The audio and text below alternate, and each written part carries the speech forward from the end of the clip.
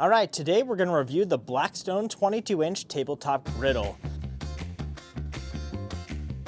This is our go-to camping stove. It's what we're gonna use to cook the most stuff whenever we go car camping because it just really kicks butt. So I'm gonna show you how it works. Ours right now, it's wrapped up in its carrying case, which I believe is sold separately. So we're gonna take this off. And we like to store it with the griddle kind of face upside down. It's very easy to just pick up and turn around. A few things you need to do though first is you're gonna need to get out your grease tray and also your propane connector. So you can sort of see on the inside here the two different grills. All together, this has 24,000 BTUs, so each one's gonna pack about 12,000 BTUs of heat. The great part about this is, especially when camping, because it's gonna get enclosed, it's gonna be much easier to get started than your typical camping grill. So you just gotta line up the holes,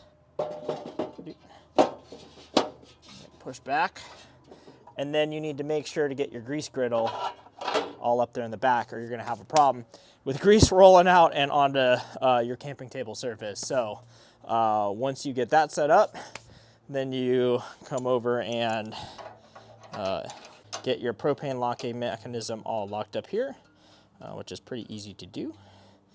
Get that locked up. And then I'm gonna grab my propane and get it on there.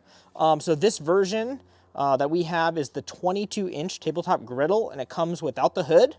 Like I said, it's got those two built-in igniters, and it's got a 339 square inch cooking area.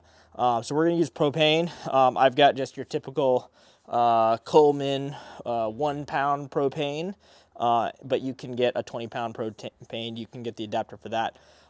This itself is pretty heavy. It weighs 32 pounds, so it packs a lot of punch. It's a huge stove. You're gonna be able to cook anything on it, from pancakes to hamburgers, to hot dogs, to scrambled eggs, tortillas, really anything you can think of. It's got a 1-year warranty, and really the only cons are it takes up a decent amount of space and it's pretty heavy. So we're gonna go ahead and get our propane on. All right, and now we're gonna go ahead and start it. You can see how easy it is.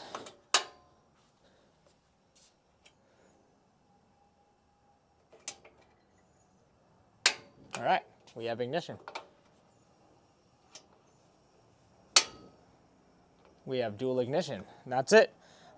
Today there has been a slight breeze, and we're not getting any issues. We're already getting up and running. This thing, it takes a few minutes to get going, as with any stovetop. You know, this starts off obviously cold. It's gonna start to get hot pretty quick. The big thing with the Blackstone griddles is once you're done, they're really easy to clean, but they're hot still. So typically what we recommend is once you're done cooking, you're gonna lower your temp down to low. Now you're gonna squirt a little bit of water on, and then you're gonna just start to scrape off everything. We actually got a separate scraping kit, which I don't have out right now, that we use to scrape it off, and then use a paper towel to get the grease off. So between water and the scraping, you pretty much can get rid of everything, or almost everything. You can still see some residue off of the Blackstone. And that's pretty much it. And then once you're done, you wanna turn it off. You wanna let it sit and cool for 20-30 minutes until it's fully cool. Then you can flip it over, store it away for the night, do whatever. But like I said, this is our go-to camping stove that we like to use on top of anything. It fares well against wind. You don't have to worry about starting it in a windy day. And it's just so versatile, and it's got so much cooking space. You literally can cook anything on it. So we really love it. Like I said, the only two downsides are it's heavy and it takes up a lot of room. But overall, we'd give this thing a 9 out of 10 on performance, a 9 out of 10 overall.